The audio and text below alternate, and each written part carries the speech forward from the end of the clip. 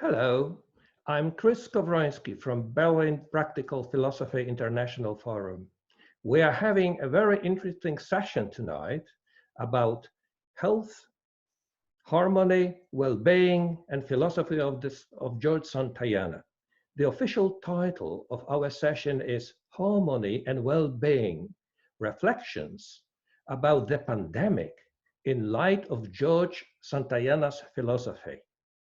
We are hoping that the philosophy of George Santayana is rich enough, attractive enough, and stimulating enough for everybody having a tough time nowadays in the time of the pandemic and of consequences of this situation in all the places in this world. I I thank very much the Santayana Society for helping in the organization of our session. Especially, I thank Richard Rubin, the president of Santayana Society. Please, Richard, say a few words at the very beginning. Thank you very much, Chris, for that, for agreeing to moderate this and for helping with all of the technical setup. And I want to welcome everyone who's joined us. And we appreciate that we have this international gathering with, my screen is full. Earlier, I saw a man named Rasmus Tillander from Finland. I'm not sure he's still on, but that would have meant that we have 13 hours of time change from east to west, because we have Professor Chung-Ying Chen from Hawaii. So for some people it's early, and for some people it's evening, and for some like me it's midday. So we're really glad to have this. The way this came about was we had a session on harmony and well-being scheduled for San Francisco in early April. And of course that was canceled because of the coronavirus. And I thought, well, we need to do something instead. And that session was organized by Diana Heaney, and she had invited two other speakers. And when I proposed this virtual session, Diana and the other speaker, Hasko, were not available, but the third speaker, Hector Galvan, is available. And I'm going to introduce him in a moment. He'll make an opening statement, and then we'll follow that with the statement by Jose Beltran and Daniel Moreno put together. And I'm only going to say one thing by way of introduction about Santayana and what has happened in the past few months, and which is that we ignore the realm of matter at our peril. And that in order to have harmony of the spirit, we have to be in harmony with the joys and sorrows afforded by the earth. I'll say no more, and I'll introduce Hector, who is oh no, I do want to say one thing, is that Santayana would not have wanted in any way worshipers or even followers. So in our discussion, I hope as we draw from Santayana, we're not bound to his vision, and we can help develop our own. I have him behind him. I even wearing his tie. That's Santayana's there he is behind me. But anyway, Hector teaches writing and rhetoric at Texas A&M Corpus Christi. He was a competitor in the Angus Kerlawson contest a few years ago. He actually did not win the prize, but his essay was considered fine enough by the judges that he was able to present it at our annual meeting in January of 2019. And so as he was one of the speakers for our session in San Francisco, we've invited him here today to give an opening, make some opening remarks. Hector, go ahead.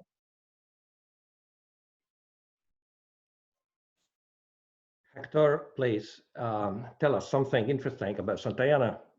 And don't forget to unmute your mic. Here we go. Now can you hear me? Okay.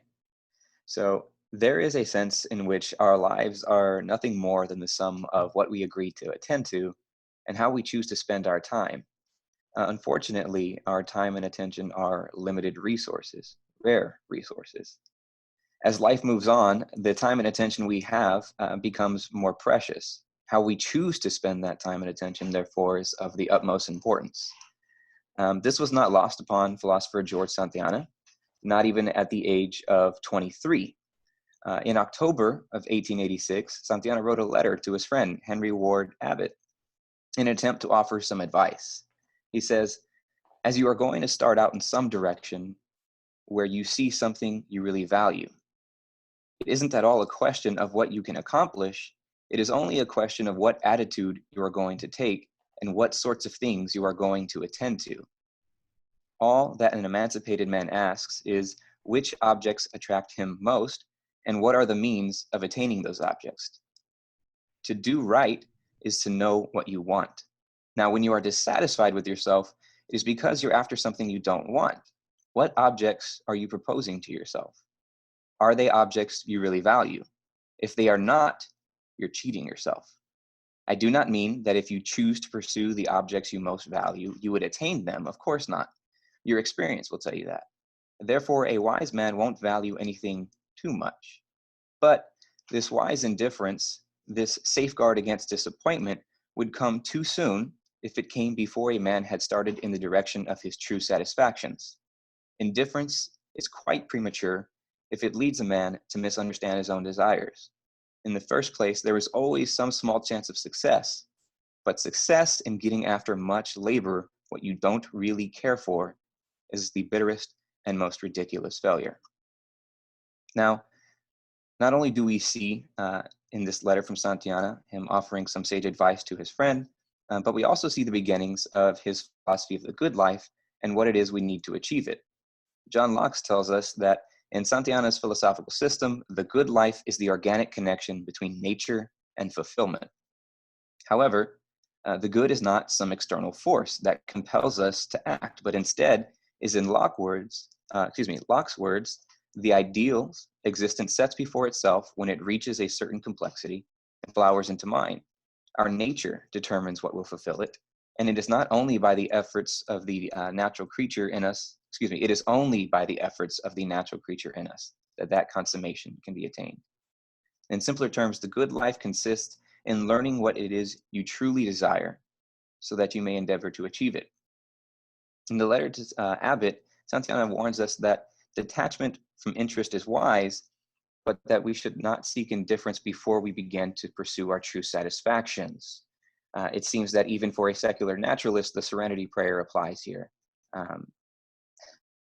For those unfamiliar with the serenity prayer, it is, God, grant me the serenity to accept the things I cannot change.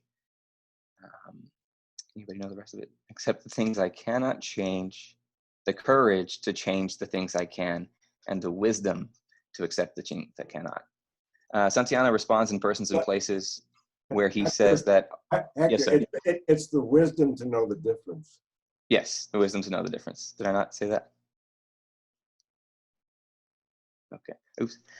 Santayana responds in persons and places where he says that all one needs is first self-knowledge, the Socratic key to wisdom, and second, sufficient knowledge of the world to perceive what alternatives are open to you and which of them are favorable to your true interests.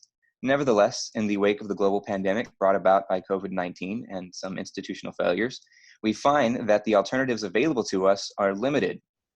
What new adjustments must we make to achieve individual happiness and fulfillment?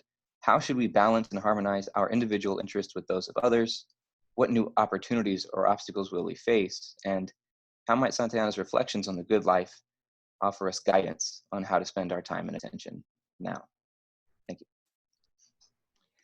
Thank you, Hector. And now I think Daniel and Jose would like to tell us something, or rather read us a statement. Is that right? Daniel and Jose? Right. Dear attendants and dear friends, good evening to you all. It's a great pleasure to make ourselves present, if briefly, in this international meeting with you. Daniel and I would like to send you our warmest greetings from Spain. We hope that you and your beloved ones, relatives and colleagues are keeping well and in good health.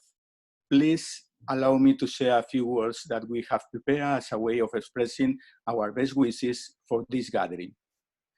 In his text, Words Rhymes, Santayana makes the following statement. It is part of wisdom to find a way of life to live well, rather than simply to deploy life. And he warns us, we are not grown to love the world, only to appropriate it. In the midst of this global pandemic, Santayana's words take on a much greater significance. Indeed, he adds, to see life and to value it from the point of view of death is to see it and to value it with truth. And therefore, it is much better to live in the light of the tragic fact than to forget it or deny it and build on a fundamental life. Once again, we can read Santayana from a contemporary lens. His words are always inspiring in circumstances as serious as those we face at present. They can shed some light and also, why not, bring some comfort to us. Santayana's philosophy does not offer medicines, but it does allow us to think things differently. It provides us with another way of measuring the dimension of present events, as well as the depth and stature of our humanity, and invites us, like the Hindus do, to live the illusion without succumbing to it. It reminds us that we are fragile in a fragile and amazing world, a realm of beauty that is our host. That is why we must take care of our hospitable world, because a truly better, a healthier, and more democratic world can only be a common world. Today, we all depend on each other, and increasingly more so. And even if he doesn't provide answers for our predicament, in his poem, Cape Cod, he left us with a timely and most relevant question: what will become of man? The echoes of that question now reach us with a new meaning. What do we wish to make of man? How can we achieve in the current situation a balance between health and economy that places the human factor and the human sense at the center? Thank you. Thank you, Jose. Okay, I open the discussion and about the things that have already been said and new things. Please remind me that we are talking about harmony, well-being, and the pandemic, and these are the three main words that we're gonna discuss today. Herman. Thank you, Chris. I assume you can hear me well. Yes. Just two, maybe three very quick comments. One, thank you to you and to Richard for arranging this. I think it's, during the pandemic, this is a way for us to communicate and to stay in touch. In terms of the letter to Abbott, that's a remarkable time period. One has to remember that Santayana was in Berlin when he wrote the letter to Abbott. And in addition, what he did was to address him as Abbott, his last name. I think I remember this correctly from doing the research on the letters. It wasn't until a year later that Santayana wrote to Harry, rather than to Abbott. His first name was Henry, and Santayana called him Harry. I think one of the lessons to be learned from this is, how do you cultivate friendship in isolation? How do you, in fact, manage to stay in contact, even during a pandemic, and even when you're at great distance from each other? The feature that Daniel and Jose have come forward with, I think, is really remarkable and very nice. It reminds me of Hilary Putnam's comment about Santayana, that he was ahead of his time, and shows predominant themes in current philosophy. I mentioned earlier, before we started this, that the poem Cape Cod, which they included in some of their notes, was actually written and transformed to music by the famous Spanish composer Luis de Pablo. And he was kind enough in one of our several meetings in Madrid to give me a copy of the music script signed by him, that he had transformed the poem into music. How we maintain friendships, how we build friendships, is a remarkable thing during the pandemic. I just recently, within the last 3 weeks, lost my best friend from the 6th grade to COVID-19. The remarkable thing about that, of course, was not to be able to contact him, talk with him, or even attend the memorial service for him. But all this was done on Zoom in terms of the memorial service, and his daughter and I and several friends maintained a relationship this way, much the way Santayana did with Abbott at great distance from Berlin. Thank you. Thank you, Herman. Do we have any voices and any views about what has already been said?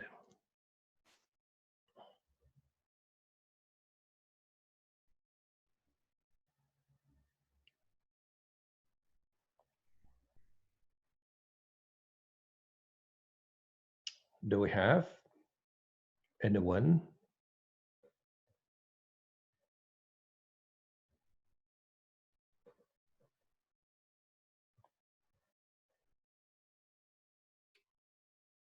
Daniel.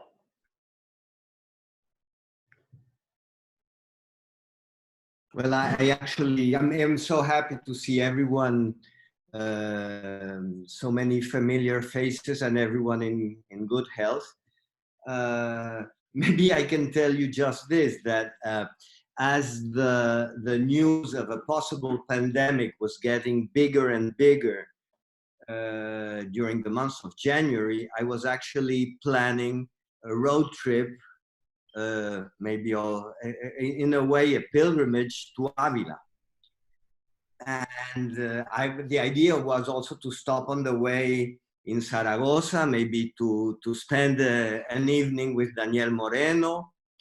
And then I intended to spend a few days in Avila, and promising myself to exit the walled city at night, weather permitting, get at the Castilian starry sky. And perhaps I thought I would experience there how, as Santayana says towards the end of Apologia Pro Mente Sua, that earth and sky, laid bare alike, can be infinitely apart, yet separated by nothing, as the soul and God should always remain. But of course, nothing came of it. And all our travel plans are canceled, whether to Spain, to Italy, where we often go, or to New York, where our two daughters and our grandson live. And for how long, we have no idea. For us, this is the aspect of our current situation that mostly hurts. This privation of the possibility of travel. And maybe I will read just a few lines from Santayana's posthumous essay on the philosophy of travel to remind us how fundamental how fundamental it is what we are deprived of, and how egregious a privation that is. It's very short. It's at the beginning of the volume, The Birth of Reason, and Santayana writes, the title of the essay is The Philosophy of Travel, and he asks, has anyone ever considered the philosophy of travel? It might be worthwhile. What is life but a form of motion and journey through a foreign world? Moreover, locomotion, the privilege of animals, is perhaps the key to intelligence. The roots of vegetables attach them fatally to the ground, and they are condemned like leeches to suck up whatever sustenance may flow to them at that particular spot where they happen to be stuck. So what is happening to us is really something that goes to the core of our animality. And I think we all have to find a way to weather it. I am writing stuff on Santayana, and it is helping me a lot to go through these difficult times. Thank you. Okay, do we have any comments on this? Anybody willing to talk about this? Okay, Edward. Turn off your microphone, please, Edward. Okay. Yep. It's good to be here, and this is a terrific idea, and a really wonderful subject. I just wanted to bring up the my sort of short struggle with finding a way to attack this issue to get Santayana's philosophy in the environment of a pandemic. And after reading many letters and many of his letters, I finally, of course, came down on the word contingency, which we all feel. And we know that from Santayana's letters that his feeling of contingency when he was in Oxford during the war was certainly acute, and he was afraid, particularly early in the war. But he was able to carry out still a social life, do some work, and face this contingency, which is similar to what we are facing now. And I thought that maybe the Spanish flu would have been a good subject for to put him in sort of a contingent situation. But it turns out that really during the war, that much of the data on the Spanish flu was suppressed, both in the United States by President Wilson and also in Europe. I had some discussion with Herman Sutkamp on this, and he certainly confirmed it. So really, Santayana did not realize that thousands of people were dying around him and around the world from the Spanish flu at that time in, say, 1918, 1917, 1918. So to put him in another contingent situation, which happens to be really the same period, World War I seemed to be the best place to see if we could find in Oxford some of his thoughts on contingency, which I did. And I finally, trying to condense that, I came on a paragraph from Locke and Hodges, John Locke and Hodges, in their book on Santayana and Wittgenstein. And I just wanted to, it's very short, and I just wanted to read it because I think it captures more or less, I think, the way we're going, and it particularly captures what Jose and Daniel, their reference to the soliloquies in England, and particularly the War Memorial and Tipperary. So just let me read this from John Locke and Hodges. Santayana's response to contingency reminds us of the Stoics.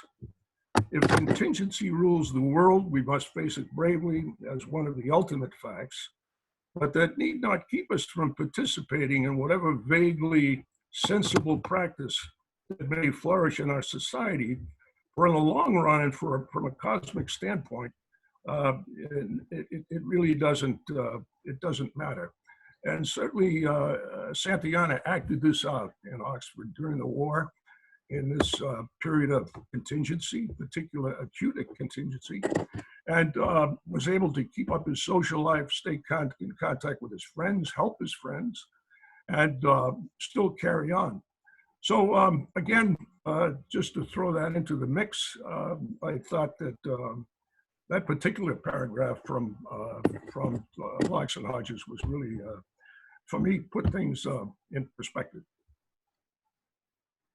Thank you. Do we have any comments on this? Any questions? I'd like to introduce myself. George Santayana, I discovered his book on beauty, I guess, in the early 70s. As an undergraduate, and I have been sort of covertly reading him for on and off for ever since. This is the first time I've ever actually had an opportunity to be with people who actually have read him and probably have a better understanding of what his philosophy is about, maybe more integral than my occasional dipping into his works. But what I'd like to share with you is something about his character. Maybe I'm misled, and I'd like to hear some people's opinions, but to me, Santayana was very much a self-contained person. He seemed to mediate most of his friendships through letters and through his intellect. And his view of intimacy was, may have been through the filters of the mind and of reason and of ideas, not through the senses, or the senses were taken in a background. And with regards to the pandemic, in terms of the pain and the suffering that we feel, the loss of people, loved ones around us, and their own suffering as their friends and relatives are afraid, and there's such fear going on there. I see that my take with Santayana is that he really sort of remained a consistent character through much of his life. There isn't a lot of development, and I think I'll stop there, and thank you for listening. Thank you. Anybody willing to comment on this claim? Richard. Yeah, I appreciate those remarks, Paul. A lot of what you say is true. Santayana tells the story of how he didn't learn German because he didn't find any interest in talking with the people he was staying with in his landlady's house when he lived in Germany. So he kept to himself, even though he could understand everything. He had no interest in conversation. He kept to himself. So it was through letters. Yet he did have some deep personal relationships that we know from his letters and from what others report, especially with Frank Russell, Bertrand Russell's older brother. His relationship with Daniel Corey was such that when he was dying and Corey broke down in tears, and Santayana said, "It's okay. It shows how much we mean to each other." So it wasn't entirely intellectual or literary. I did have a deep appreciation for the senses. He has an essay, it hasn't been republished, on sculpture, in which he talks about how it's the feel of the material that's important. So I think we can, even though his was largely a solitary life, and in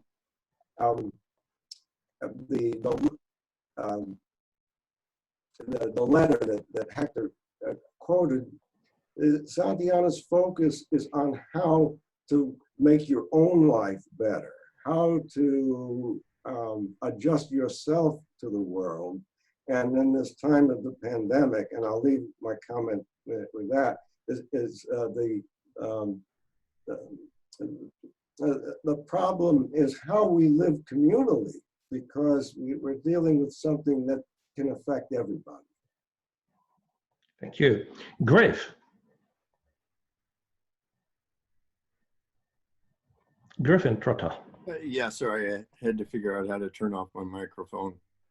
Just a quick question for some of the people who are, profoundly familiar with Santayana and his letters, especially Herman. It surprises me, or it would surprise me if he never commented on the 1918 to 20 influenza epidemic. Keep in mind that after a initial not much of a splash, it struck hard at Fort Devens near Santayana. As you might expect, it was subsumed by the master narrative of the day rather than becoming the master narrative of the day. In fact, the initial theory, or one of them, was that it was the Germans that had poisoned them with biologically engineered bear aspirin. There were masking ordinances, there were pleas by public health authority to comply, because after a while people quit complying. So, I mean, it wasn't that it was, didn't make any kind of a splash or impression. So I'm just wondering, did Santayana really never comment on this? That surprises me. Thank you. Herman. Two quick comments. One is, I think it's important to realize that Santayana aged, and many people think of his life as the older Santayana. As an undergraduate, he belonged to 20-something clubs.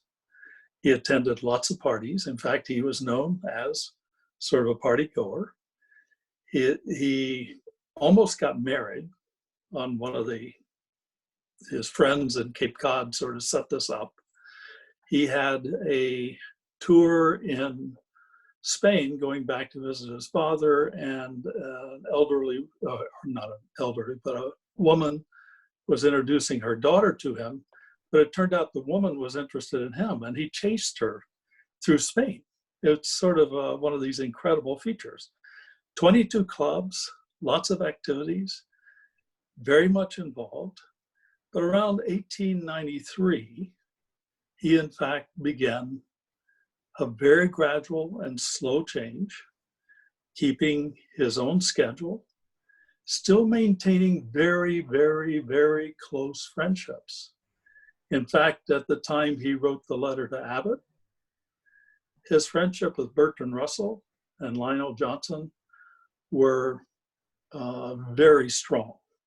He writes several letters to Abbott and others about his, what he calls, irrational behavior in following Bertrand Russell around and Lionel Johnson. So he had an incredibly active life as a young man.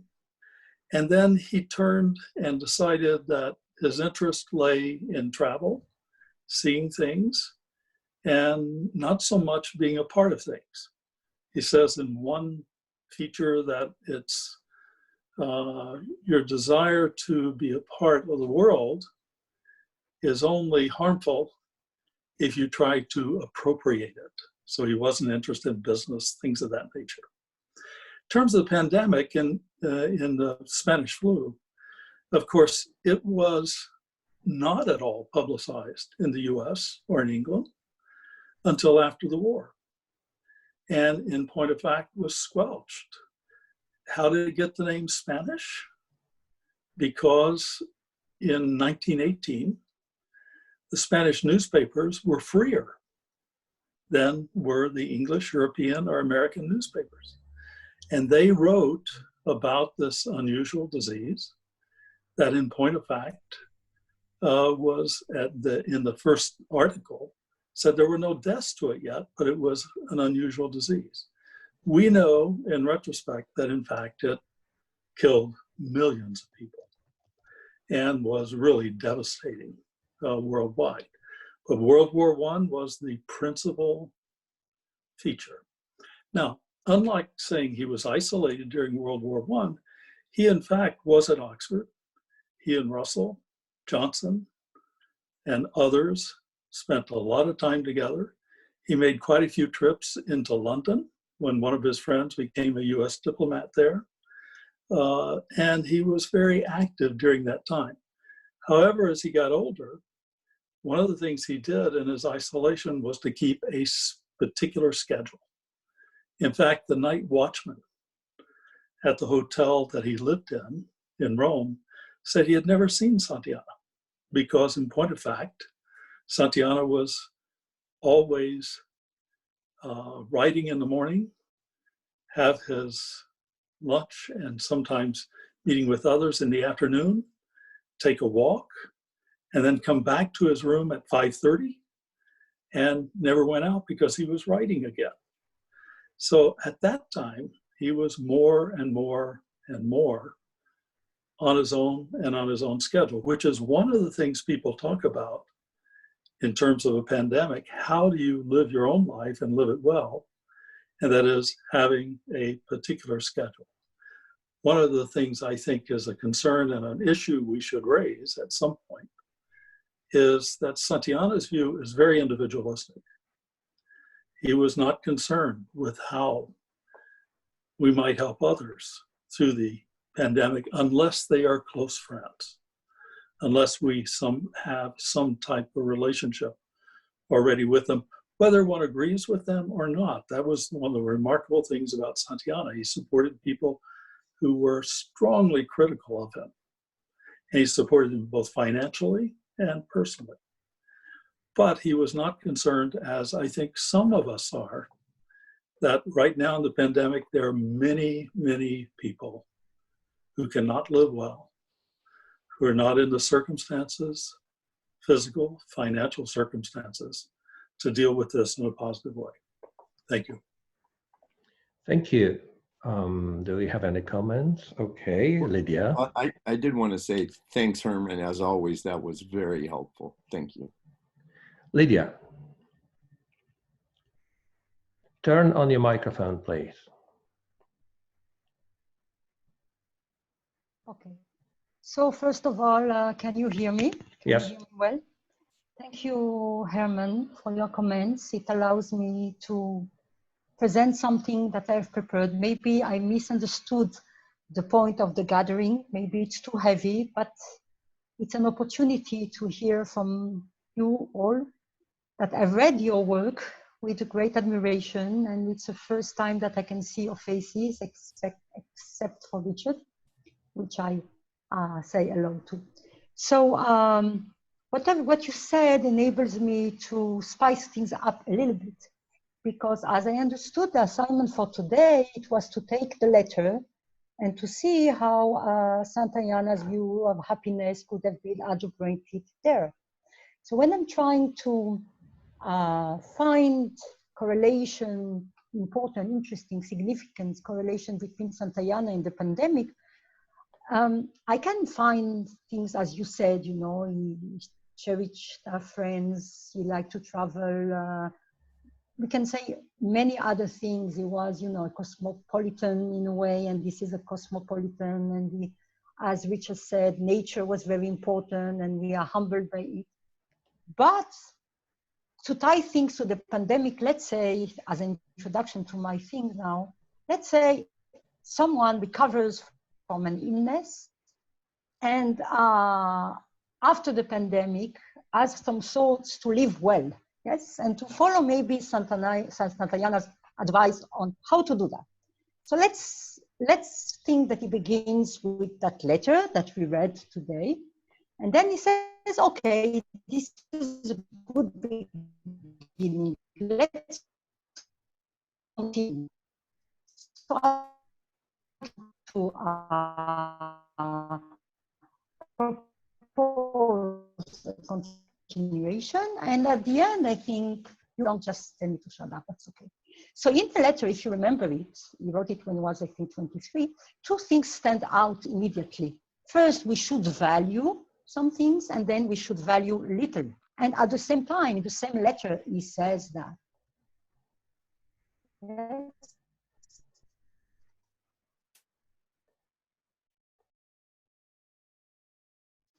The first that we should value is the life of reason.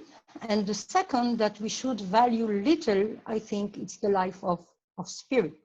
So it is true, I think, that Santayana's letter adumbrates his theory of happiness, which can be described as an example of the informed desired theory, one of the three main contemporary theories of happiness, the other two being hedonism and an amended form of eudaimonia. So happiness was important for Santayana. He wrote that happiness is something men ought to pursue, although they seldom do so. So this is the first point.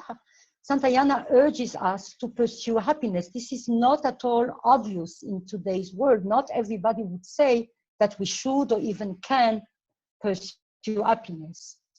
Then he argues that a person may be happy not merely in the sense of having now and then an ecstatic moment, but happy in having light and resource enough within him to cope steadily with real things and to live upon them the vestige of his mind. So he explained how this may be done, and then to shorten a little bit, this is exactly what's said in the letter. You have first to find out what you really desire, and then to try to find in the world what is the closest thing. So in other words, he says, a happy can be secured in art as in life only by intelligence. Intelligence consists in it there, and then in reading the world and deciphering its law and constitution to see how and where the heart's ideal may be embodied.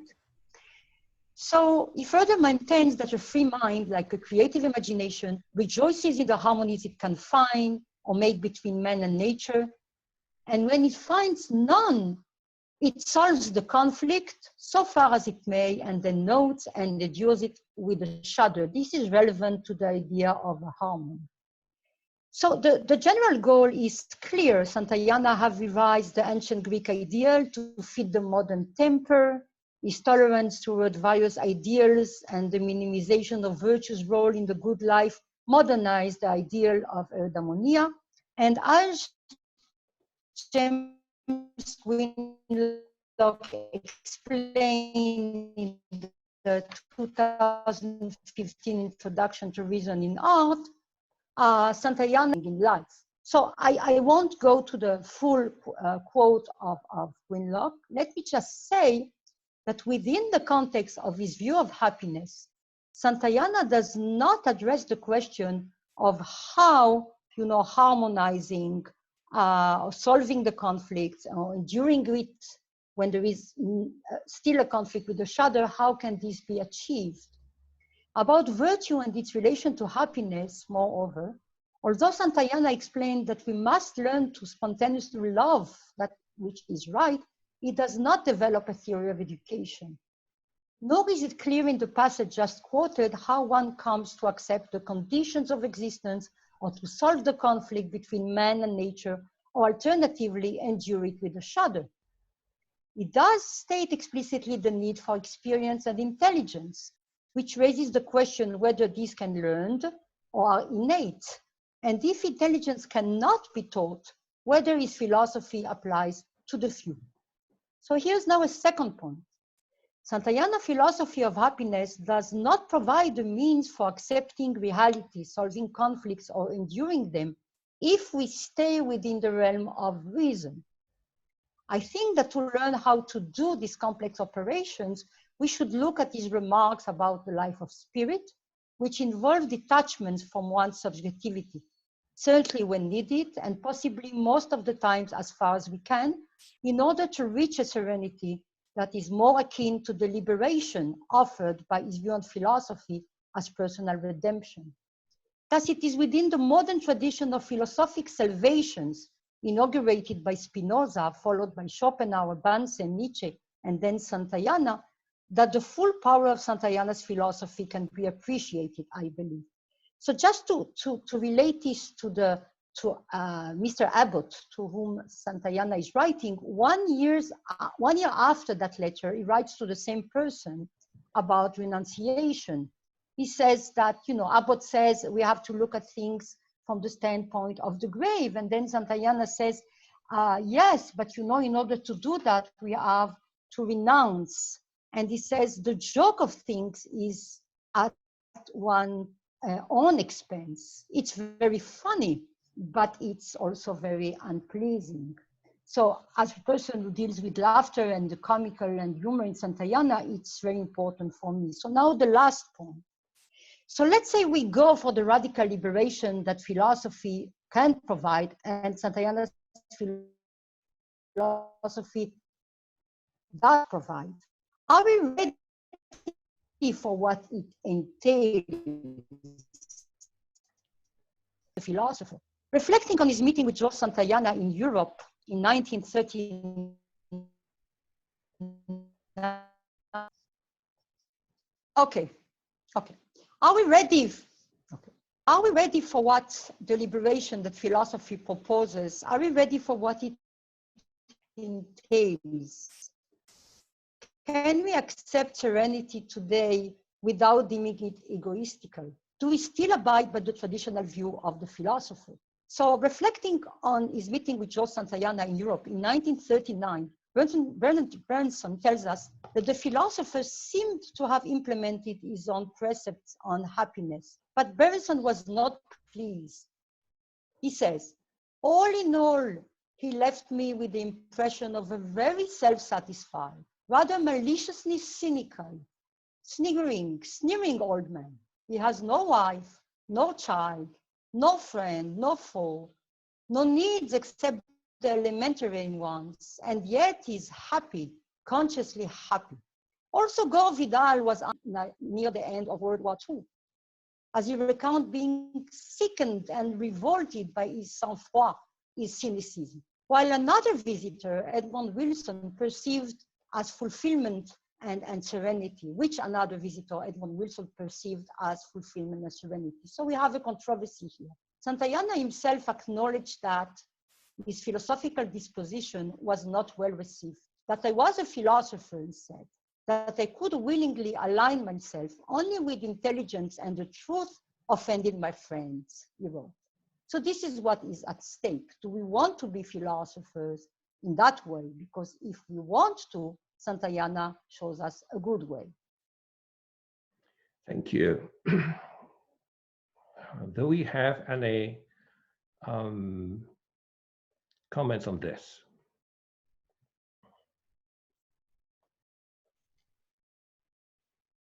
Daniel. Well, just a short one about the Bernard Berenson's assessment of Santayana. It was a very particular moment in 1930. It was, I think it was already, yeah, it was in 1939 in Venice. They got on each other's nerves. You probably know that they met near a cafe, and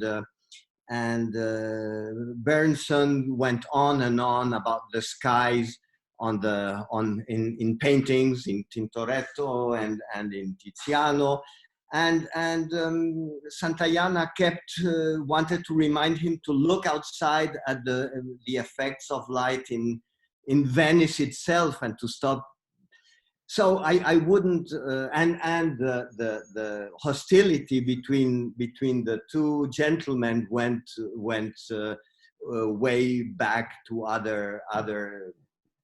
So I wouldn't take that assessment, but perhaps that moment, if I may still speak a little bit longer, I think it's also a remark as an answer to what Edward said about the First World War being a moment when Santayana was perhaps experiencing something a bit similar to what we are experiencing in the pandemic situation. And I actually think that the moment Lydia is talking about is much more a probable moment. I'll remind you, it was 1976 when the Second World War broke out. He was in Cortina as usually for summer, and uncharacteristically, the war took him unprepared. He did not believe that there would be a Second World War. And actually, he was quite in a pickle, really, because many complications arose at the time. His hotel, where he had been for the last, I think Herman would know, 15, 16 years, maybe longer, I think 1923, was being torn down. So he could not go to Rome. The main problem was he probably would not be able to get funds from the States or England especially if Italy entered the war, which until June 1940 did not happen, but there were many difficulties at that point. And well, the death of a strong friend and sometimes philosophical adversary certainly was something that he felt about. Daniel Corey, about whom Richard just talked, was not available anymore and would leave for the States rapidly. Then there was the unpleasant encounter with Berenson. That was because he was very lonely when he decided to spend the autumn, the winter and the spring in Venice. For the first time, he usually spent 1 or 2 very pleasant weeks in September or in June on the way up or down to Cortina. So he had his usual Qatar. I mean, this was really a tough season. And of course, the admirable thing is that he weathered it in spite of everything. And his good friend Westenholz committed suicide. He also got that piece of news there. So then at one point there were new regulations about where aliens could go. So he really, not only could he not access, this is from June 1940 on, he really did not have, it was only because he had very good relations with the direction of the Danieli Hotel that he was able to pay with traveler's checks, which nobody accepted at the time in Italy. So the new regulations I started to talk about was about where he could actually go, and it was not clear at all. It was one of those uncertain moments, like we in all of our different countries have known when the governments are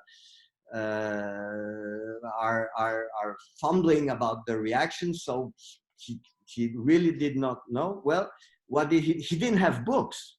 That was a bad thing. So he picked up in a library a French copy of Die Fröhliche Wissenschaft and actually reassessed a little bit his opinion of Nietzsche and so on. But I think this moment is the one we should really look at to see how he weathered it, how he reacted. And from what we can read in the letters and in Persons and Places, there was not too much, there was really a real serenity there. So the question, Lydia's question, whether we want to, is not whether we want to, is whether we can.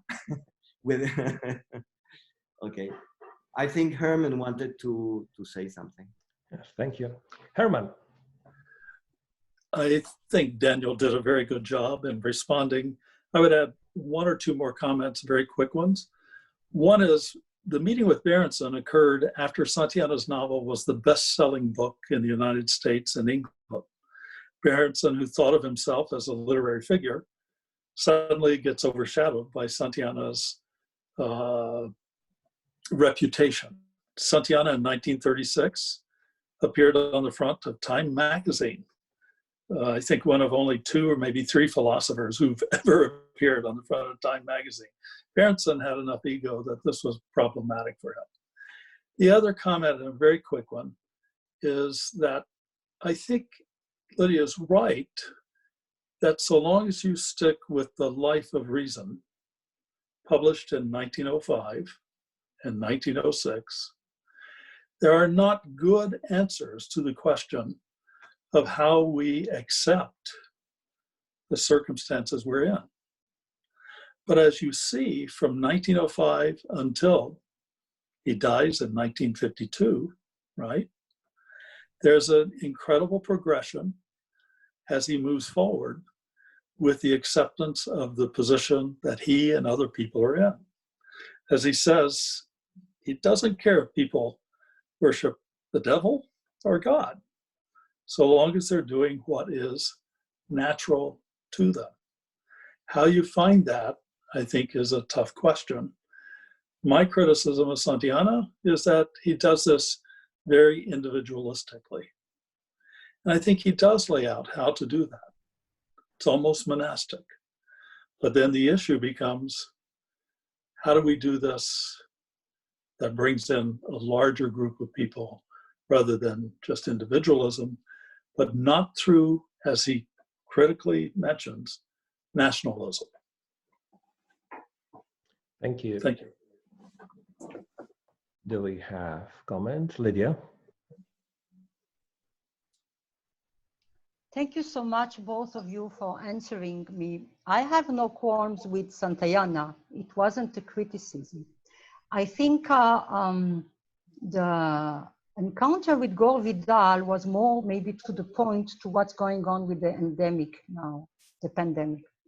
I think that Gore Vidal said, this is the worst of time, isn't it? And Santayana said, well, not for me. I haven't been happier in many years, I think. And it was 1939. I wanted to show that this is what this kind of perspectivism or liberation that is entailed in Santayana's view of the good life. This is not to say that we shouldn't aim for that.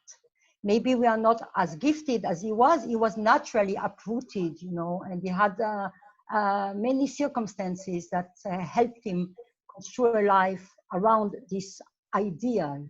It's very different from Montaigne, for example, that also uses perspectivism, but much more at ease in the world.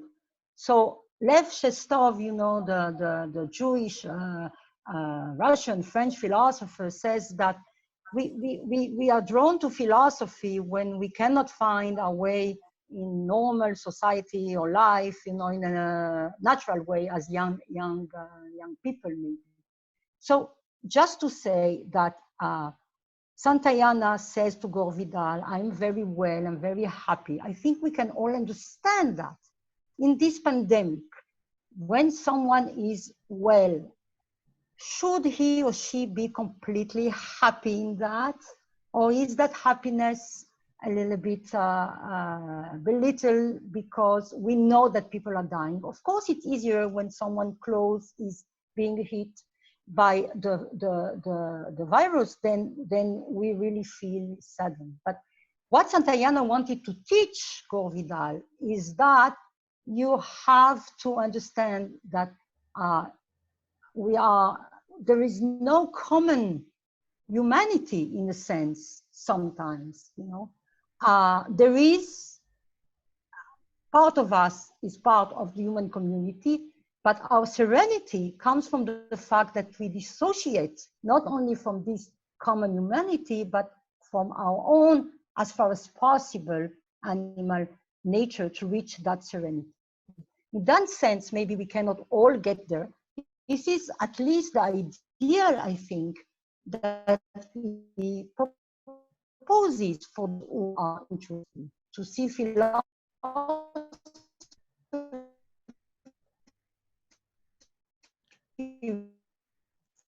Okay. Okay. Okay. So I think we should ask ourselves, propose this, is it desirable, is it viable? Two different questions.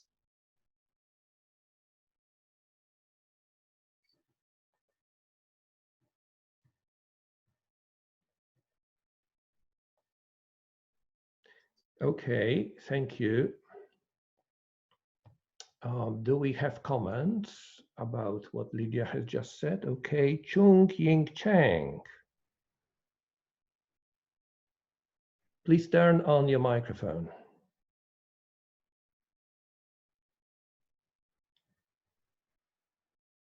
Okay.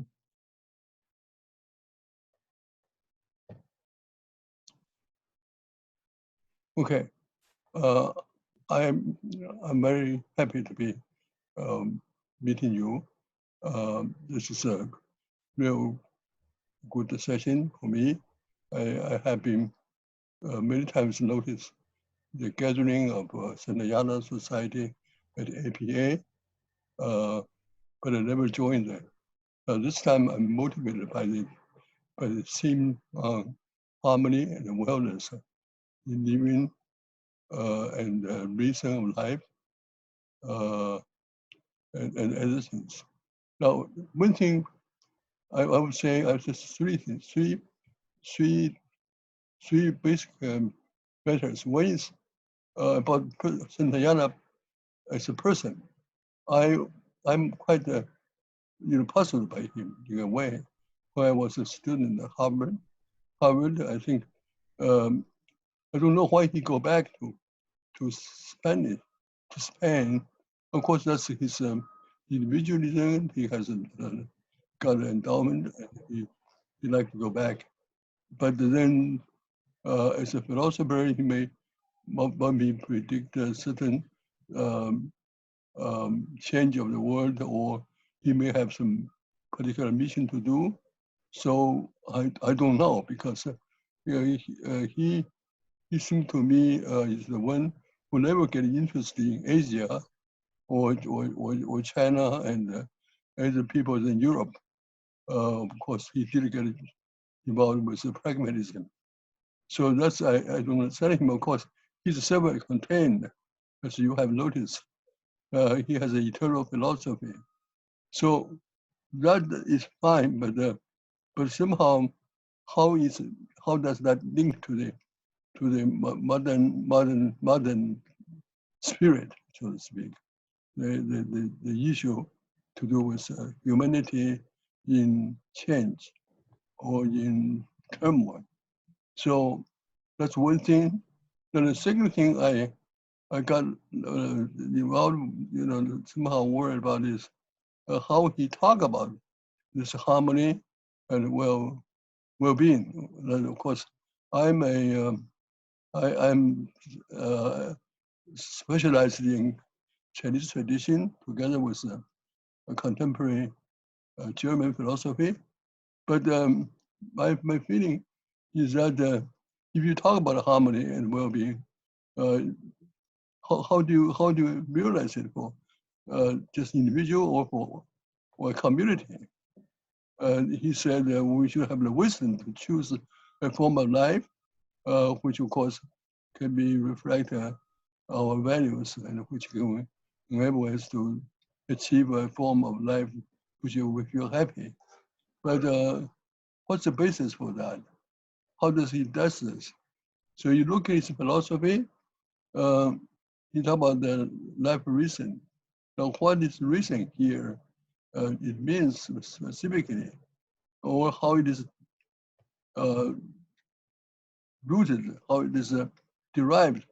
I noticed that in the later part of his life, he talked about the four realms of being. For the being apparently are four categories in terms of which he tried to maybe make sense of the life reason or reason in life, the ideal reason.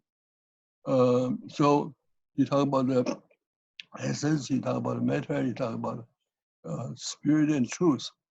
So those are not necessarily naturalistic values. They may be simply, rational essentialism.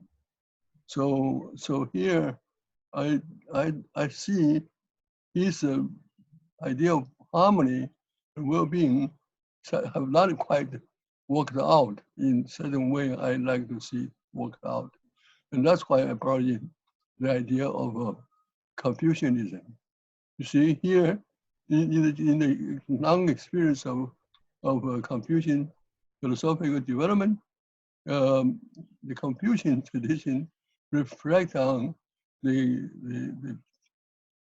content of humanity, and but at least there's a source, a root, as well a spring from which humanity can grow, and that is to say, you do care for people, you do care for yourself, you do want you and other people are all cared for. So therefore, you have to cultivate yourself. You have to make yourself virtuous, and so that you be able to achieve something, you may say, which is morally well, but also pragmatically happy. Now, I do not see anywhere Santayana talk about this the formation of the human self. He talked about reflection. He never, of course, talk about something closer to the idea of transforming oneself. So that's something I wonder, maybe you wonder. So that's something I must say I may not really understand the consistency of the philosophy. Now, finally, since I have this opportunity to be able to meet you on the screen, thanks for Professor Richard Rubin for his good offices. I thought you might want to extend your interest beyond Santayana, with the same theme of Santayana, to Confucianism on the topic of harmony and well-being, which is very deeply rooted in the Confucian tradition. That is why I invite you to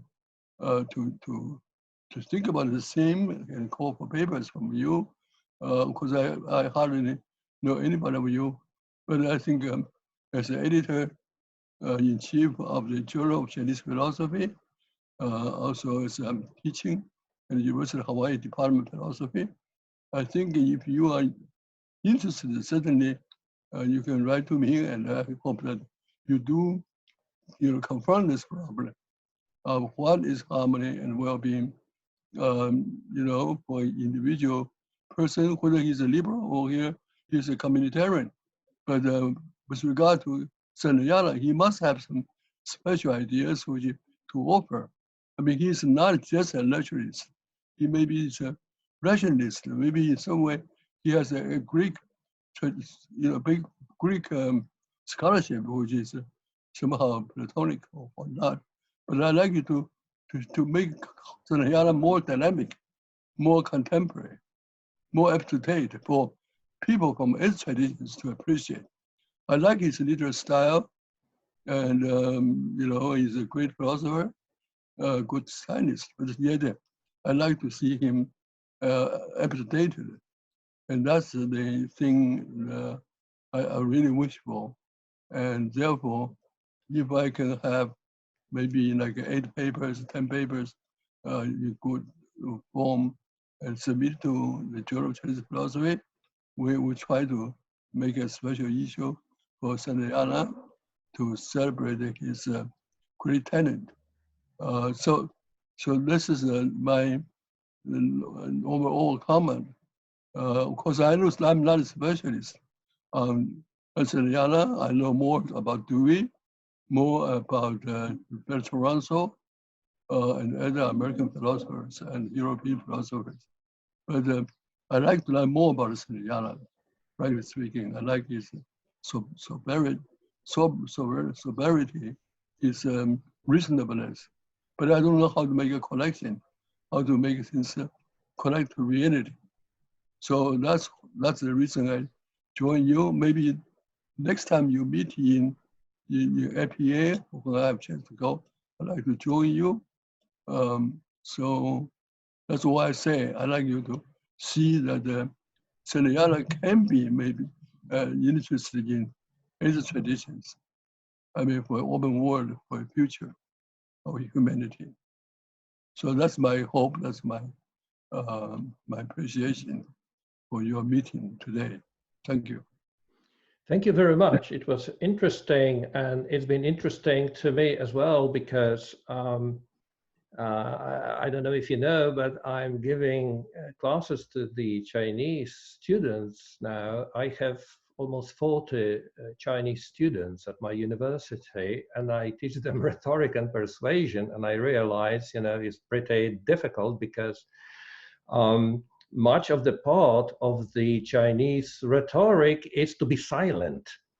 And I was really perplexed how to teach eloquence and rhetoric to Chinese students for whom the tradition says actually should be silent more of the time. And I started to read and study the Chinese rhetoric and Chinese culture, and my students are helping me because now my students are teaching me the Chinese way of talking and discussing. By the way, I have learned that for the Chinese tradition, argumentation is a sort of quarrel, so it's not a good thing, so they don't want to do it. And you know, so I have already been thinking, what's the connection with the Western and Santayana's idea of harmony with the Chinese or Confucian idea of harmony? And I'm thinking about that. So it's a very interesting proposal for me to think as a kind of material for future debate, but not just writing paper, which may be itself very interesting, but what to do with my Chinese students who are flocking to my university, but they are very different. So it's really interesting topic. Well, I may answer quickly that question. Of course, I'm a more senior person. I was born in China, but I have been in the United States many years, over a half century. And I do go back to China every year. China is in a difficult time. They want to do good, but they don't want to be, you know, labeled, to be stigmatized. So many people don't want to, you know, to avoid this stigma from either side, from West side or from the Chinese side. You see, that's the problem. That's how harmony is hard to reach, because we should not put ourselves in such an environment that we're afraid to offend or to mislead people in our speech. So they become extremely careful, because not to do with practical status. They have to think about their stay, their visa, or if they get somebody dislike, we're happy. Now this is something I think this is something like Santayana, when he goes to Italy during the war, he wanted to get out, he cannot get out. I don't know why this is the case, but of course, the American philosopher is so predictive or so know about the future. And the Chinese, you know, harmony, actually, as you have said, is a matter of harmonization. You have to continually, you know, make harmony possible, sustainable. And when you have not be able to do so, so they just choose to remain silent. Well, I think that's a difficult situation for many of the Chinese today. I've always thought, in terms of Santayana's thought, that it was more Taoist. Again, going back to his individualism and my understanding of what a little I've read about Taoism, it would seem that it would be a more easier fit than with the Confucian social understanding. Thanks. But this is something also, you know, puzzles me.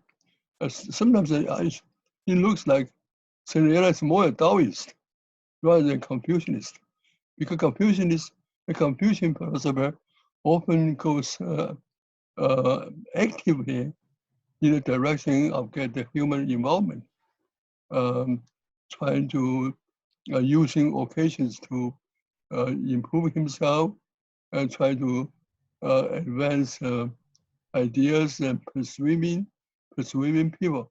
But the Taoists doesn't want about that. They have the Tao, they have reason. So on their side, they like to maybe benefit some of the friends, but they don't feel it's their opportunity, their duty to benefit a whole tradition, a whole group, or the whole world, not to say the whole world. So I don't know, is Santayana more Taoist than Confucian, more rationalist than naturalist? So that's the question. So so I'd like you to really, using Chinese philosophy as a background or as some kind of a measure, try to maybe make Santayana speak up and more contemporary. I'd like to see that to happen. So therefore, once again, I invite you to maybe spend some time looking at this topic and consider writing some study or papers for the journal. Thank you very much. Thank you. Before concluding, do we have anybody to comment, to ask a question?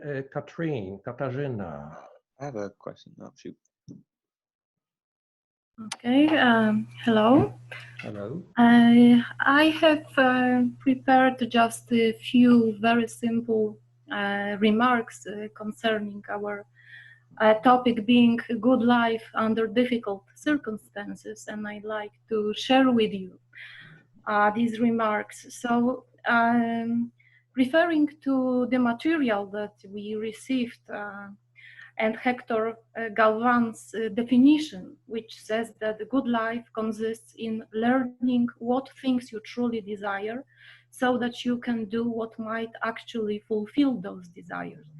So it seems to me that there is a more or less obvious connection between the idea of good life, understood this way, and another idea of Santayana, namely that of vital liberty, which means the ability to flourish in given circumstances. And also, if we look at John Locke's definition, also reminded by Hector, namely that the good life is the organic connection between nature and fulfillment, it seems to confirm the association between these two ideas.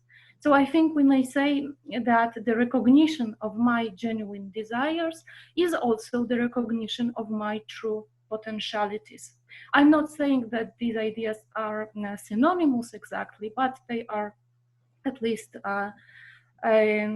strictly connected to one another. And why I am evoking the idea of vital liberty?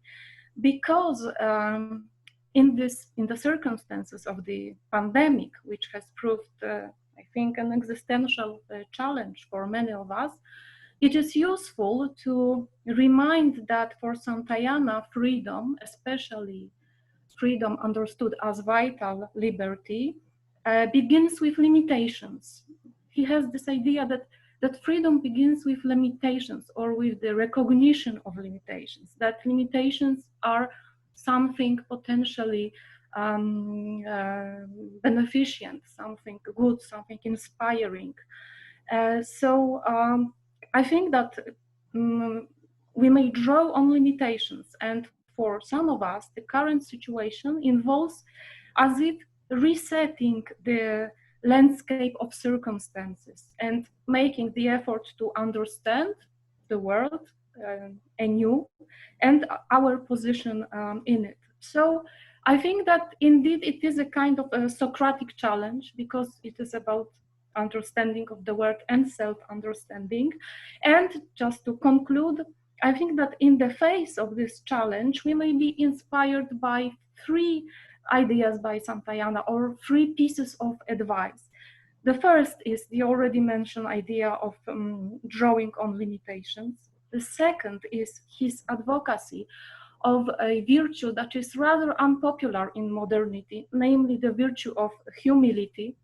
Why humility? Because it protects us from excessive suffering by protecting us from excessive ambitions, appetites. It also limits suffering.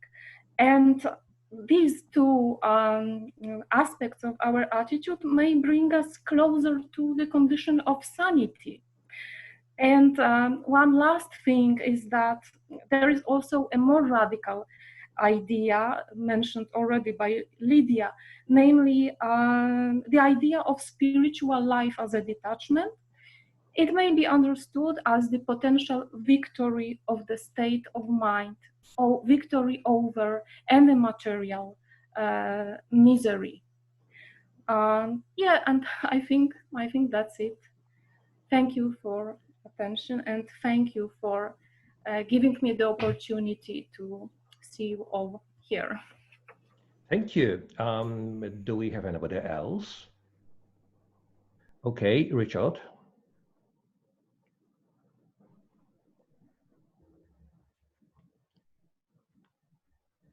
Sorry, I had to unmute.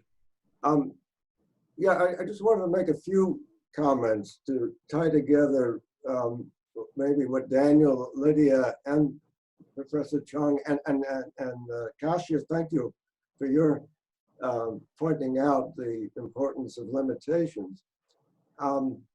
The remark that Santayana said to Gore Vidal about how he'd never been happier, he repeated that in a letter in January of 1942 when he had been isolated for over a year. And the only letters he could write were to his relatives in Spain. And he wrote, I think it's his nephew, Pepe, that he says, I've never been happier. He was alone in a hospital or a clinic, and was also a convent. And he had books and he was writing. And in spite of everything that was going on around him. And to answer Professor Cheng, I don't have the expertise to tell whether Santayana is a Taoist or a Confucian, and I look forward to perhaps in your journal, people will write and I'll learn more about that. But the answer to your question of the what program or what did Santayana offer, I mean, that's been hinted at in many of the comments, and even in both the letter that Hector read and in the various comments, that this idea of not just pursuing your desires as you first feel them, but subjecting them to a rational critique so that you understand what your true overriding passion is, so that you can then find what in the world will really bring you happiness. That's Santayana's program in a nutshell.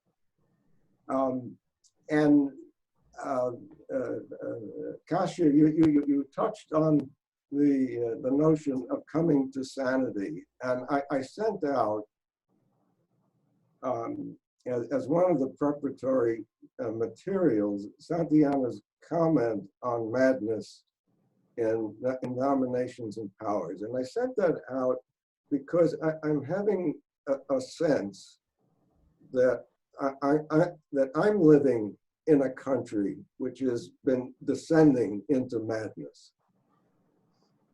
And I was looking for Santayana for some insight about this. And I mean that we don't just have a disagreement about politics, that some of the things I'm seeing, the behavior of our president is mad. And some of the people defending him are saying things that are so utterly nonsensical. I don't know how deal with this. And Santayana says in that the passage he quoted, he says that there are mad impulses under all of our desires, all of that we consider rational has this basis in material reality which has no rationality, and that we have to recognize that that all of these impulses have their own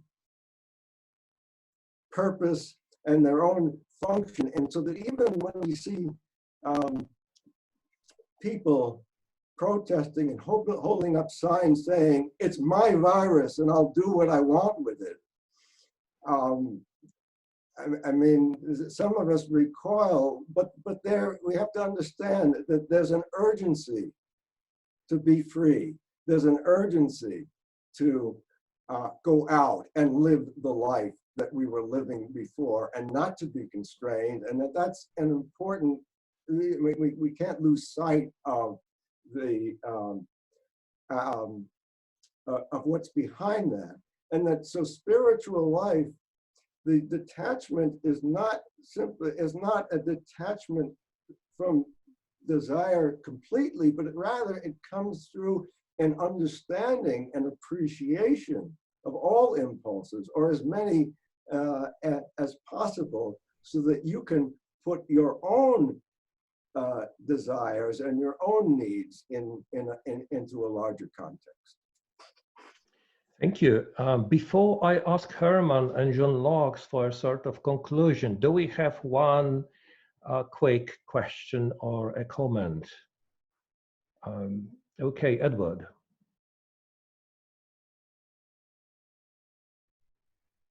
Go on. Okay, just one quick one.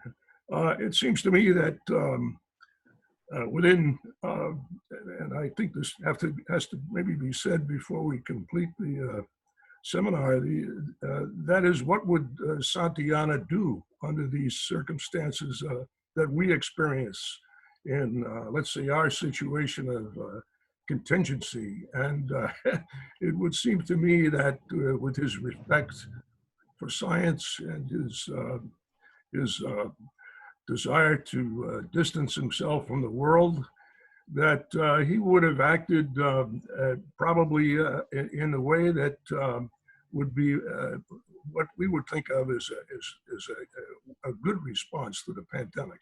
I think he would wear his mask. I think he would keep his distance. He was very sensitive about his health. I think he would watch his health. I think he would comply with all of these things, and that would fit well, I think, under his concept of flourishing. And that was the first thing that entered my mind in thinking about Santayana in relation to harmony and well-being in relation to the pandemic, is what would he do? So I just put that out as a final thought to thank you. Thank you. So now I would like to ask Herman Satkam and John Locks for a sort kind of summing up or final conclusion to our meeting. Chris, perhaps John could go first. Can you hear me? Yes. You know, it's striking to me that human beings consider the earth as their property. It's striking because part of the reason is that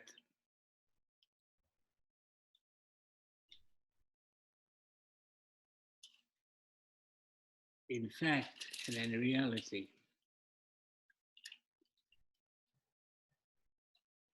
the Bible endorses this appropriation. And in a long history, and it is a long history of human reflection, there has been no serious consideration of the possibility of human extinction. I don't mean to be somebody who's calling attention to absurd impossibilities. But in fact, this is a possibility. In the Middle Ages, there were always people left to restart the race. A couple of turns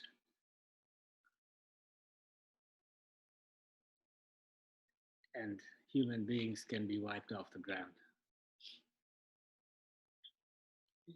And you know, as I read Santayana, he might be the one person who wouldn't be surprised. He would be distressed, but he lived, in my experience, he lived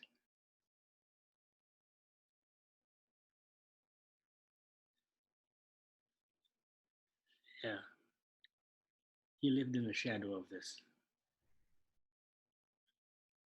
Contingency is a nice way of putting it. A better way of putting it is simply focusing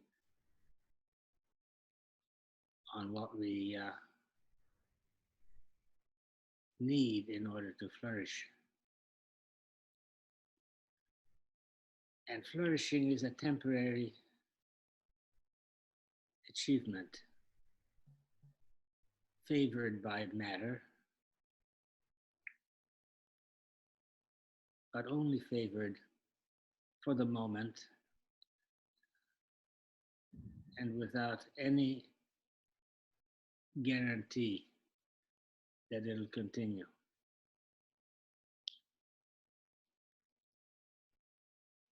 I am struck by how wonderfully fertile Santayana's thought is. There are so many different aspects of his work that engage people. If you just listen to this hour and a half or 2 hours, you know, you deal with the whole world. You deal with everything that's philosophically interesting and humanly interesting.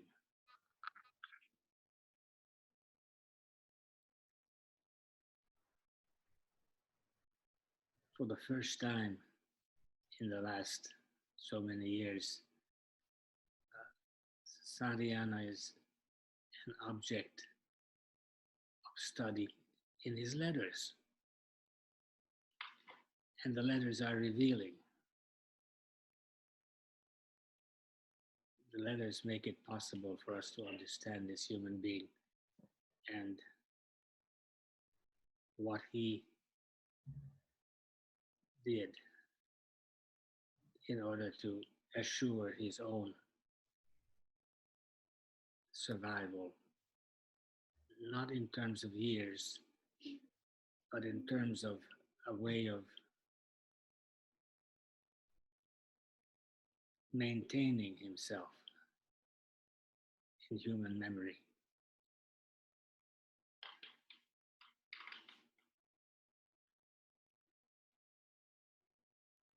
I see the spiritual life, as Santayana describes it, as essentially the answer to the contingency of being.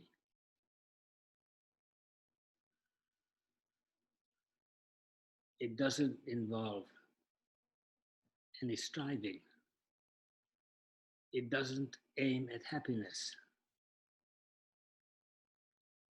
It doesn't demand attention.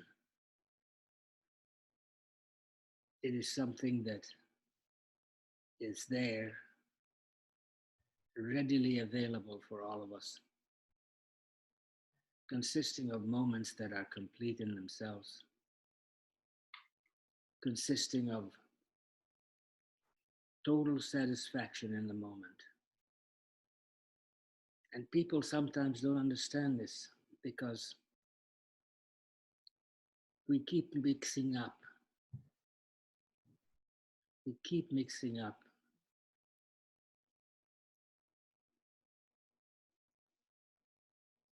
what we would like to happen in order to make us last forever. On the one hand, and on the other hand,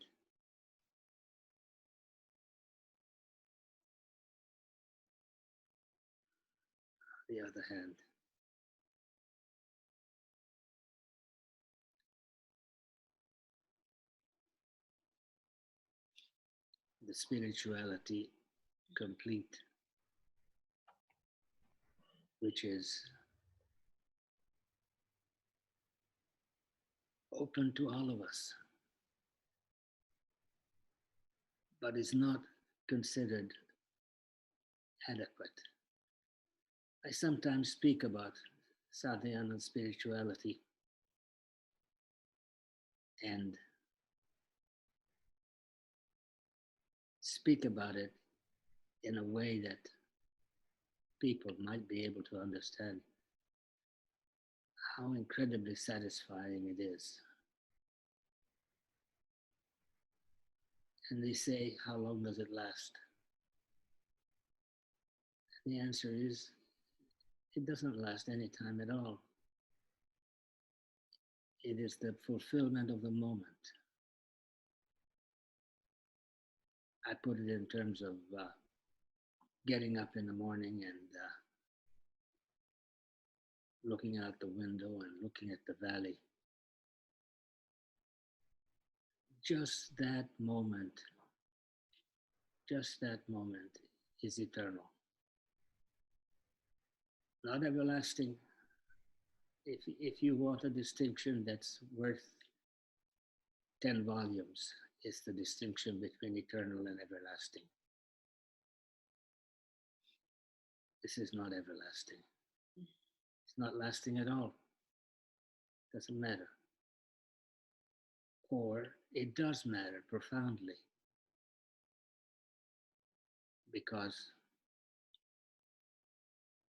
at last, in spirituality, at last we find fulfillment, total harmony, but not harmony the way you get it in a piece of music, but harmony the way you get it in the music of the soul.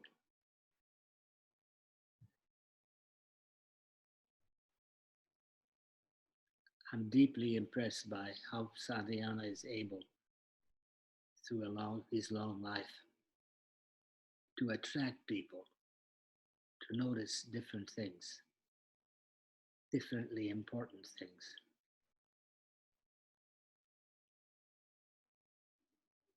I suspected that he had that power. But people tend to disappear after they die, leaving behind some wonderful works that don't get to be taken seriously. I find that this conference and previous conferences organized by a number of us, a number of you, have been absolutely exciting, because it's the rediscovery of incredible value. So all I can say is, let's continue. There's so much more in Santayana than we have touched. And Herman will touch the rest of them. Herman? John, thank you. You and I first met in 1967 at Vanderbilt. And it was your first year and my first year. And your impact on my life and on the life of many other people here who are part of this conference is remarkable. Your sense of turning to spiritual harmony is exactly where I think Santayana would have wanted the conversation to turn, and with its naturalistic base.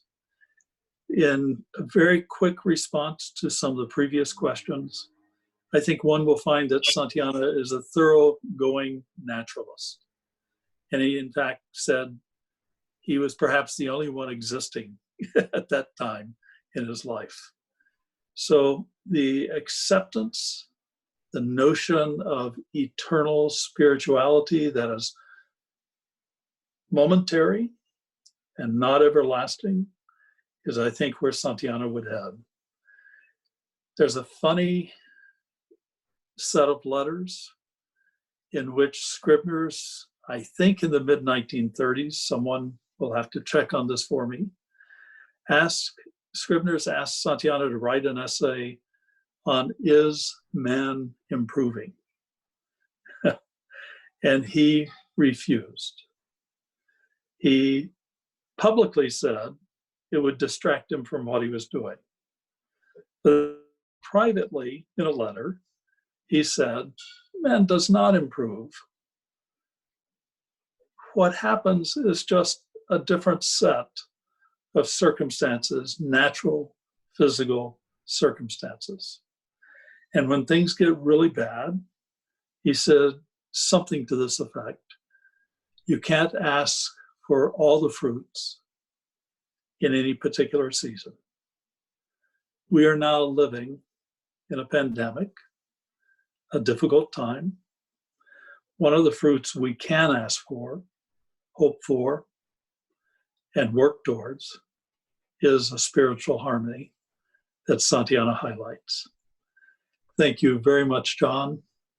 Thank you, Chris and Richard, for organizing this. And I want to thank all the other participants for their comments and participation. Thank you. Dear all, I do thank you for your talk, for your views, for your opinions, for your perspectives, and I hope to meet you very soon. Thank you very much.